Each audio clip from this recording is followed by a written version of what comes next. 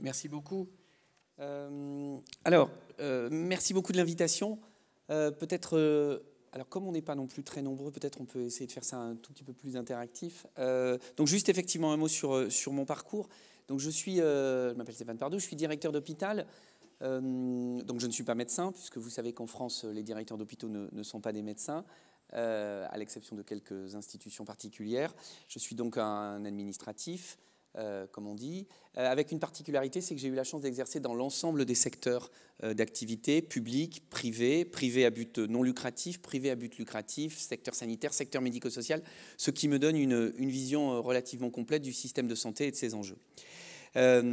Deuxième point, juste pour démarrer, vous dire que la raison de ma présence, c'est que l'Agence nationale d'appui à la performance est une institution d'État, une agence nationale, qui a pour mission d'accompagner les structures sanitaires et médico-sociales dans l'amélioration de leur performance dans tous les domaines, que ce soit la performance économique, la performance qualitative, la performance organisationnelle, la performance en matière de développement durable, en matière d'accueil des patients, le tout devant permettre d'aboutir à un système de santé le plus efficient possible. Donc c'est comme une agence de conseil publique, l'Agence nationale d'appui à la performance, qui intervient soit par la production de référentiels, de bonnes pratiques, de guides, mais aussi par des interventions terrain pour accompagner les établissements à améliorer leurs pratiques. Je vous donne deux exemples. Pendant de nombreuses années, l'ANAP, l'Agence nationale d'appui à la performance, a accompagné les établissements de santé dans ce qu'on a appelé en France la grande bascule de la chirurgie ambulatoire. Vous savez que notre pays était très en retard en matière de chirurgie ambulatoire et notre pays est aujourd'hui un des plus avancés dans le monde occidental en matière de chirurgie ambulatoire parce qu'il y a eu un grand plan national qui a permis aux établissements de s'organiser pour faire en sorte que les patients puissent bénéficier de cette technique beaucoup moins invasive et beaucoup plus simple en matière de récupération. Et l'ANAP a largement accompagné ce plan national de chirurgie ambulatoire. Et aujourd'hui, par exemple, pour vous donner une autre focale d'intervention, l'ANAP va intervenir auprès de plus de 500 établissements français en matière de développement durable, avec un accompagnement spécifique pour permettre aux établissements hospitaliers et médico-sociaux français de se lancer et de piloter des démarches de développement durable, domaine dans lequel les établissements sont plutôt en retard.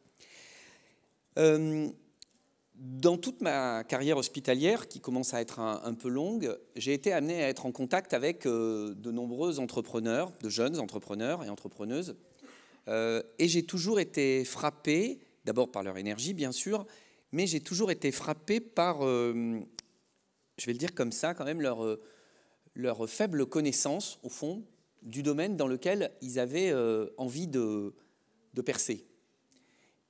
Alors, je ne vais pas appeler ça, je ne vais pas être désagréable, et donc je n'appelle pas ça de l'amateurisme, parce que par ailleurs, et vous le verrez, je vais le dire en conclusion, donc je le dis en introduction, je pense qu'une grande partie de l'innovation et de la performance du système vient justement de ces entrepreneurs. Je pense que Doctolib et l'IFEN ont plus fait pour la performance du système de santé que tous les grands plans nationaux que nous pouvons mettre en place. Donc je suis résolument, parfaitement persuadé de l'apport de toutes ces innovations, mais je suis en même temps frappé de la faiblesse de maîtrise du système, du secteur, dans lequel ces entrepreneurs, ces start-upers, ces innovateurs ont envie de percer. Et donc je me suis dit qu'aujourd'hui, pas quel est le public, mais je me suis dit qu'aujourd'hui, la meilleure façon d'apporter ma pierre à l'édifice, c'était d'essayer d'expliquer un peu et de lever quelques éléments de complexité sur ce secteur. Et donc j'ai pris trois thématiques. D'abord, expliquer que le secteur de la santé est un marché particulièrement paradoxal. Ensuite, expliquer que comme c'est un marché paradoxal, il vaut mieux y aller quand même avec des gens qui connaissent le marché. C'est quand même préférable. Et puis, troisième élément que je voulais aborder avec vous, c'est lever non pas un paradoxe, là, mais pour le coup une espèce de lieu commun qui est assez logique puisqu'on parle du soin, c'est de dire que finalement, l'innovation et la transformation à l'hôpital, ça n'est absolument pas que le soin. Ça n'est pas que la prise en charge médicale, ça n'est pas que la technologie médicale. Et il m'a semblé que si on arrivait à si on arrivait à aborder ensemble ces trois éléments, la connaissance du système serait sans doute améliorée pour tous ceux qui ont envie de percer. Alors, le premier sujet que je voudrais aborder avec vous, c'est sur le côté paradoxal du marché. Parce que Le marché de la santé, ça apparaît comme un marché extrêmement ouvert aux technologies. C'est quand même le domaine de l'innovation médicale permanente, des révolutions technologiques permanentes, les vaccins, l'ARN messager, l'ADN, la miniaturisation, etc., etc., etc. C'est vrai. Il y a sans doute avec l'aéronautique, avec la défense, il n'y a sans doute pas de domaine dans lequel l'innovation technologique est aussi présente.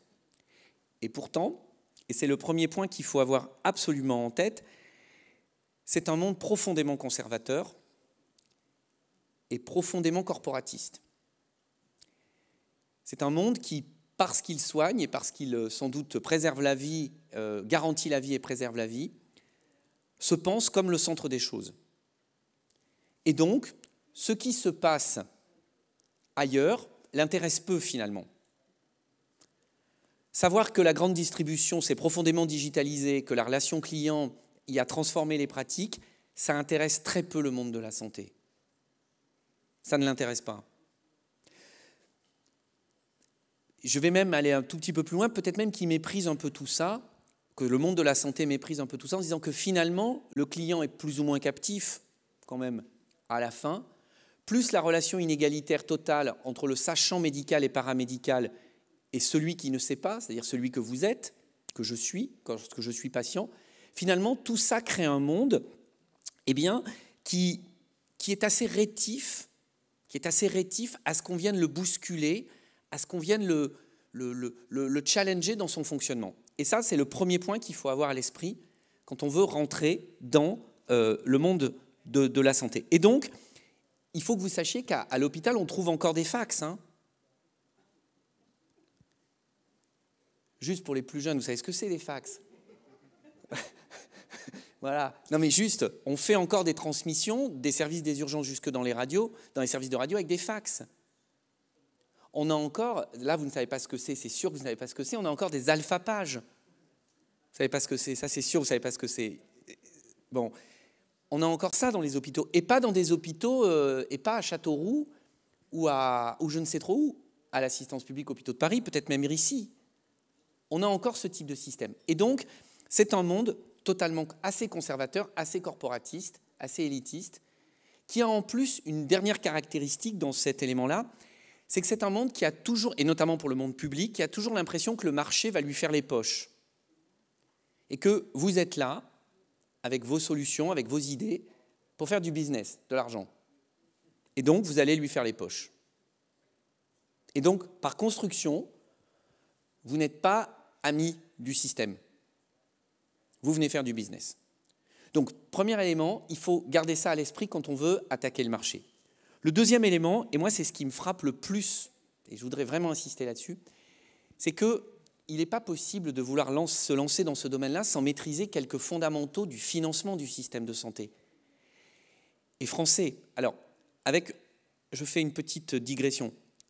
Lorsque dans vos projets d'entrepreneuriat, il y a volonté de passer sur une dimension internationale, les systèmes de financement sont radicalement différents. Si un objectif est de percer tout de suite au marché américain, ça n'a rien à voir avec le mode de financement français. Mais si on raisonne dans le mode de financement français, il faut garder à l'esprit en permanence que le financement est socialisé et que le patient ne paye rien en vrai, en direct, ou très peu. Et que donc toutes les solutions que vous imaginerez, il faut que soit la collectivité les achète, c'est-à-dire l'assurance maladie, soit c'est la collectivité qui les achète. C'est l'assurance maladie, et à ce moment-là, ça rentre dans le processus comme un dispositif médical, comme un médicament. Il faut que le service médical rendu soit jugé bon. Donc soit, pour vos innovations, pour vos idées, il faut qu'elles deviennent une forme de service médical, une forme de médicament, avec un processus d'une très grande complexité. Ou alors, si la collectivité estime que ça n'est pas un bénéfice extrêmement important, il faut que d'autres acteurs aient envie de s'en emparer, soit essentiellement parce qu'ils vont y trouver soit une valeur d'image suffisante pour justifier le coût d'investissement, une valeur d'innovation, une valeur de modernité, ou alors, je pense notamment à des mutuelles, qui peuvent avoir intérêt à sponsoriser des applications, des sujets de prévention, en disant, en les proposant à mes adhérents, je vais avoir plus d'adhérents. Soit un retour sur investissement direct. Et là-dessus, je voudrais insister sur un point. Moi, je vois beaucoup de solutions dans lesquelles les entrepreneurs disent ouais, mais ça fait diminuer le nombre d'hospitalisations. Et bien ça, typiquement, pour un dirigeant hospitalier, c'est triste, ça va vous faire hurler ce que je vais vous dire, mais ça n'intéresse pas le dirigeant hospitalier. Ça ne lui fait pas un retour sur investissement. Ça intéresse le directeur de la Caisse nationale d'assurance maladie. Mais le directeur d'hôpital que je suis, ça ne l'intéresse pas, économiquement. Et donc, moi j'insiste sur un point, il faut, lorsqu'on commence à bâtir son produit, réfléchir à l'hypothèse qu'il y ait un retour sur investissement direct. Je vais prendre l'exemple de l'IFEN. Vous connaissez l'IFEN? Bon. Pourquoi est-ce que l'IFEN... Alors l'IFEN, vous connaissez tous à peu près ou pas trop? Juste si je prends 30 secondes... Alors, je prends 30 secondes pour parler de l'IFEN. L'IFEN, c'est une société qui a lancé, enfin maintenant qu'il y a plein d'autres produits, mais qui a surtout lancé un premier produit qui consiste à dématérialiser les envois de compte rendus de l'hôpital vers les médecins de ville. L'IFEN est aujourd'hui implanté dans plein d'établissements. L'IFEN, ils ont démarré en trombe et ils n'ont pas eu besoin de passer par un dispositif de caisse de service médical rendu, etc., etc. Pourquoi? Pour une raison toute conne, pardon, toute bête. C'est qu'avec l'IFEN, vous économisez le papier et les timbres, et que donc le retour sur investissement de la solution l'IFEN, c'est 3 mois. Ben voilà.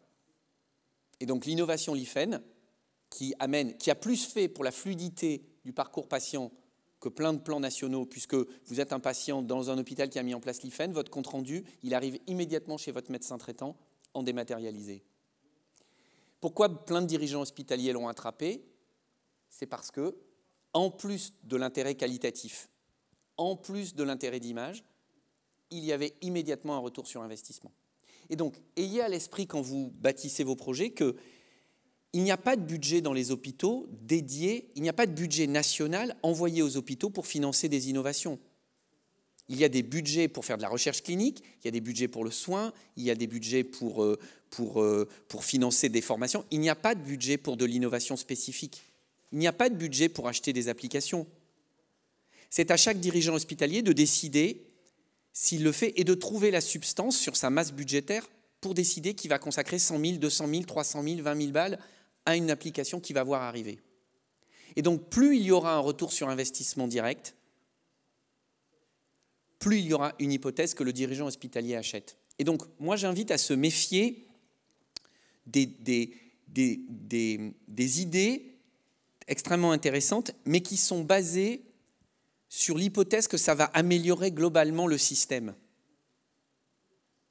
Parce que quand ça améliore globalement le système, ça veut dire qu'il faut que le système accepte de le payer dans sa globalité. Et là, dans un système nationalisé, socialisé, qui est le financement par la sécurité sociale, on rentre dans des choses extrêmement compliquées. Donc, je ne vais pas détailler les dispositifs nationaux, ils sont très compliqués. Dernier point que je voudrais évoquer, c'est que dans le domaine de la santé, le coût d'entrée est très élevé. Le coût d'entrée est très élevé parce que, comme je vous l'ai dit, le marché est rétif, parce que les financements ne sont pas évidents, parce que les retours sur investissement des solutions proposées ne sont pas évidents, et donc il nécessite une part de risque de la part des dirigeants hospitaliers. Et d'ailleurs, ce n'est pas un hasard si vous voyez plein de sociétés qui arrivent à faire des POC, qui arrivent à avoir des sites pilotes, parce qu'elles arrivent à trouver un dirigeant à droite, à gauche, qui est prêt à mettre 20 000, 25 000, 30 000 balles pour lancer une solution, mais que ces sociétés, elles ont beaucoup de mal à passer à la maille après. Parce que pour faire un business plan complet, vous ne pouvez pas vivre avec des 5 commandes à 30 000 balles. Il faut passer à plus que ça.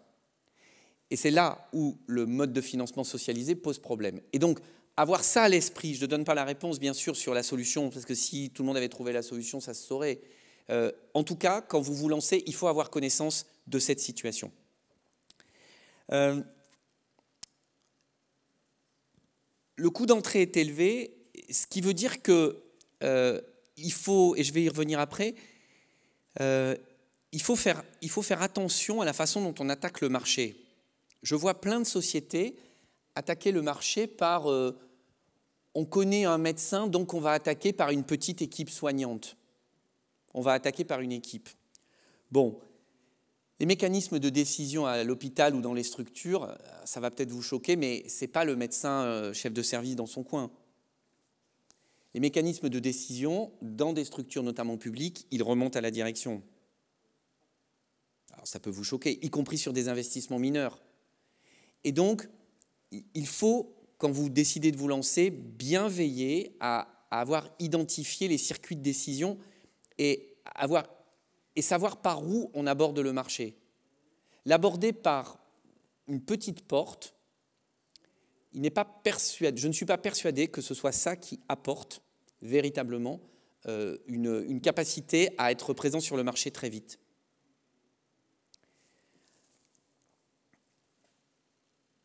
Et ça fait le lien avec ce que je voulais vous dire à la suite.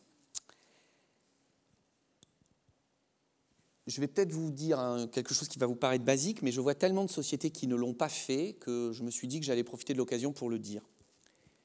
On est dans un monde fermé. Eh ben, dans un monde fermé, il faut le pénétrer. Et donc, il faut faire du lobbying. Il faut des chevaux de Troie pour vous permettre de rentrer dans le domaine. Et donc, moi, mon conseil, c'est dès que vous avez une idée, dès que vous avez quelque chose qui commence à être prototypé, qui commence à être en situation, que vous avez éventuellement fait quelques levées de fonds, il faut faire des boards. Il faut associer des acteurs hospitaliers. Il vous faut des relais d'influence. Je vois nombre de sociétés qui arrivent avec des outils, qui ont éventuellement eu un ami médecin ou un médecin qu'ils ont mis avec eux dans le truc et qui n'ont aucun relais, qui ne connaissent même pas le marché, la distinction entre grands groupes privés et grands groupes publics, qui ne savent pas qu'aujourd'hui, les achats dans les hôpitaux publics sont regroupés en 130 établissements, 150, qui ne connaissent pas l'existence des centrales d'achat, qui ne connaissent pas les règles du Code des marchés publics. Et tout ça, ce n'est pas d'une complexité absolue. Ce n'est pas d'une complexité absolue. C'est juste que ça a des codes et que ces codes, ce n'est pas l'équipe médicale de base ou l'équipe paramédicale qui vous le donne. Ces codes, ce sont des codes et des règles institutionnelles. Je vois beaucoup de sociétés, par exemple, il faut savoir qu'être référencé dans une centrale d'achat, ça change immédiatement la vie d'une société, puisque ça simplifie immédiatement pour tout acheteur le processus d'acquisition de la solution. Et une des questions que posent nombre de dirigeants dès qu'ils voient arriver une société, c'est de dire « est-ce que vous êtes référencé ?» Et j'accompagne un peu en ce moment, j'aide grâce à une société d'ailleurs, je crois, qui est née ici. Je crois que c'est Pixacare. C'est ça, bon, ils sont nés ici. Et donc, je les ai vus au cours et je discute de tout ça avec eux, notamment, mais pas qu'avec eux, avec d'autres aussi. Et je suis frappé de voir à quel point ces contacts-là et cette connaissance-là est indispensable et n'est pas suffisante. Donc, prenez le temps, quand vous démarrez le sujet ou le projet, de comprendre et d'avoir des bons relais et des bons contacts. Et autant j'ai dit que les hospitaliers, le monde de santé, il était frileux institutionnellement, autant les acteurs à titre individuel, ils peuvent avoir envie de vous fournir des clés de compréhension. Donc, il ne faut pas hésiter à aller au contact, mais il faut y aller très vite. Le deuxième point que je voulais évoquer, c'est qu'il y a, autant le monde sanitaire est un peu fermé, autant il y a une espèce de frénésie autour de la health tech quand même. Il y a une espèce de frénésie parce que tout le monde a bien compris que par ailleurs, c'était un élément de qualité, puis c'était aussi un secteur de création d'emplois, un secteur de création de richesse. Donc il y a beaucoup d'argent désormais. Il y a beaucoup de dispositifs de soutien. Et donc, il ne faut pas hésiter à regarder ces dispositifs de soutien. Par exemple, le dispositif de soutien de Genius. Celui-là, il aide à comprendre des choses. Dans quelques semaines ou quelques mois, 30 établissements de santé vont être désignés, donc c'est de la novlangue administrative, ils vont être désignés tiers-lieux d'expérimentation. Ne me demandez pas qui a trouvé ce mot, c'est comme ça. ils vont être désignés tiers-lieux d'expérimentation. Donc pour tout le monde dans la salle, vous vous dites, c'est une fois qu'on a enlevé le mot, ces 30 sites qui vont être retenus, il faut que vous en ayez la liste. Parce que ces 30 sites, ça veut dire qu'ils vont avoir des financements spécifiques pour justement être l'endroit où des startups, des sociétés pourront aller tester en situation réelle leurs solutions. Donc il y en a 30 à la fin de l'année et il y en a 100 dans le cadre du plan de relance qui vont être désignés. Et chaque structure va bénéficier de 600 000 euros. Mais avec 600 000 euros, tu peux mettre le pied à l'étrier et tu peux véritablement accompagner des structures. Donc, typiquement, il faut vous appuyer sur les dispositifs qui existent. Et puis, le troisième point sur lequel je voulais insister, alors le troisième point très rapide, puis après je viendrai au dernier point. Troisième point très rapide, que j'ai mis là, d'en avancer pas seul, c'est qu'il faut tout de suite que vous pensiez dans toutes vos solutions à l'interopérabilité. Ça, c'est indispensable. Et donc, dans les phases préalables, il faut faire le tour des éditeurs. Parce que le marché de la santé, il n'est pas hyper vaste en matière d'éditeurs. Il n'y en a pas 40 000. Et à nouveau, je vois beaucoup de sociétés qui font ce travail après. Or, un des enjeux d'acceptation pour les équipes hospitalières de toutes ces solutions, c'est qu'à la fin, il n'y en ait pas 50 000, 100 000. C'est qu'elles soient toutes dans une facilité d'usage pour les équipes de soins ou les équipes administratives. Et donc, très vite, il faut avoir une idée de l'état du marché et très vite, il faut se rapprocher des éditeurs. Et il n'y en a pas 40 000, je le dis là encore. Et puis, le dernier point sur lequel je voulais insister, ça fait le lien avec ce que je vous ai dit tout à l'heure sur l'état du marché, c'est que il y a matière pour le domaine de la santé à réinventer des choses qui existent ailleurs.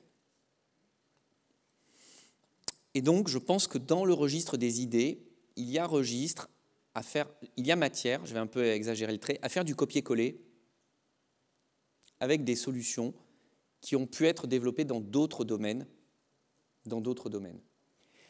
Le secteur de la santé, c'est un secteur qui a besoin de se transformer en relation client, qui a besoin de moderniser sa logistique, qui a besoin de moderniser son pilotage par la data, bref, qui a besoin de moderniser un grand nombre de sujets. Et sur tous ces domaines, d'autres secteurs, l'industrie de les sociétés de services, l'industrie, les plateformes logistiques, elles sont en avance. Et donc, il ne faut pas hésiter à aller regarder de ce côté-là pour voir s'il n'y a pas des choses à customiser, à adapter, à repimper, à adapter pour le domaine de la santé. Parce qu'on est à ce niveau de retard, éventuellement, sur certains domaines. Aujourd'hui, une banque est totalement digitalisée, là où, à l'hôpital, le processus d'admission, il n'est pas digitalisé complètement. Aujourd'hui, vous n'allez quasiment plus dans votre agence bancaire. Or, vous allez encore à l'hôpital pour vous enregistrer, pour récupérer éventuellement vos radios, pour récupérer un certain nombre de choses. Donc, il y a de la marge de manœuvre. Et justement, en s'inspirant d'ailleurs, c'est le dernier point que je voulais évoquer avec vous. L'innovation, ce n'est pas du tout que la prise en charge médicale. Et donc, mon message là, c'est de ne pas s'interdire d'avoir des idées dans des domaines qui peuvent vous paraître un peu triviaux, limite vulgaires, un peu bas de gamme. Mais vous voyez, par exemple, Apital. Vous connaissez Apital? La conciergerie hospitalière. Bon.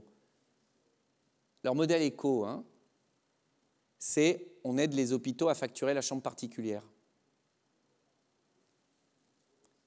Leur proposition de valeur, c'est ça. C'est comme ça qu'ils ont percé. L'IFEN, je redis, c'est pas glamour, première intention. C'est tu évites l'envoi des comptes rendus par papier, le timbre et la mise sous enveloppe. Ça paraît pas glamour comme ça. Et pourtant, ça a percé.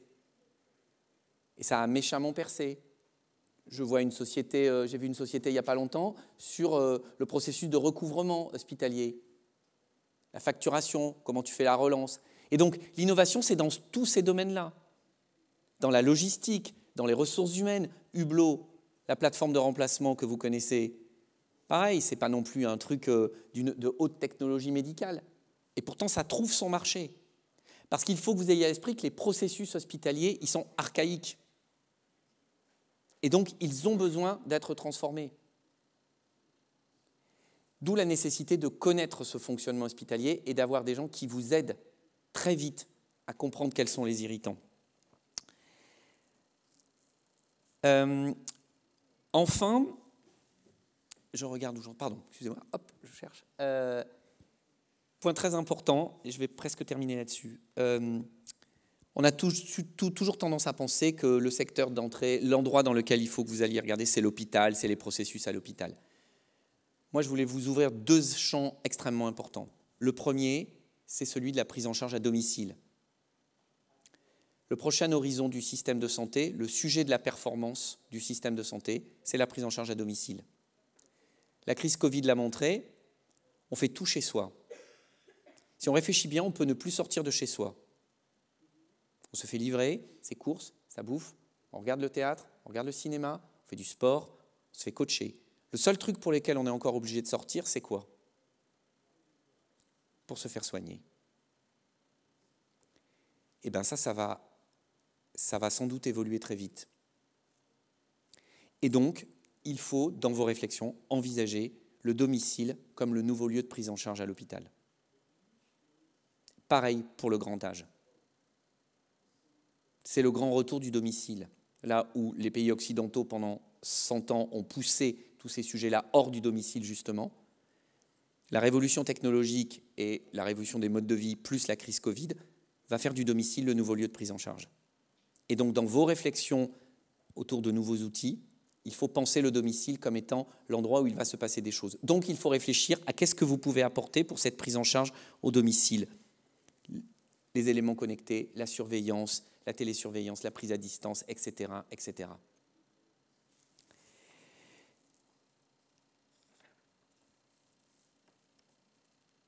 Je terminerai là-dessus en vous disant que si je me permets de donner tous ces conseils, c'est que, comme je vous l'ai dit en introduction, je pense que ces innovations que vous portez, ce sont elles qui, bien souvent, amènent à faire bouger le système. C'est parce que les innovations en matière de télémédecine, de télésurveillance sont possibles que les pratiques médicales changent. C'est parce qu'on arrive à digitaliser la relation patient qu'on est amené à faire bouger nos propres organisations d'accueil du patient. Et donc, mon message est que si vous arrivez à vraiment comprendre rapidement et simplement le marché dans lequel vous avez envie d'évoluer, vous êtes réellement des acteurs de la transformation et de la performance du système. Et à ce titre, quand le président de la République décore le fondateur de Covid Track de la Légion d'honneur, il rend hommage à ça. Parce que ce dispositif a peut-être été plus utile que bien d'autres dans la gestion de la crise Covid. Et donc, c'est tout le mal que je vous souhaite. Merci. Merci. Merci à vous, Stéphane, pour ce partage d'expérience très intéressant, effectivement.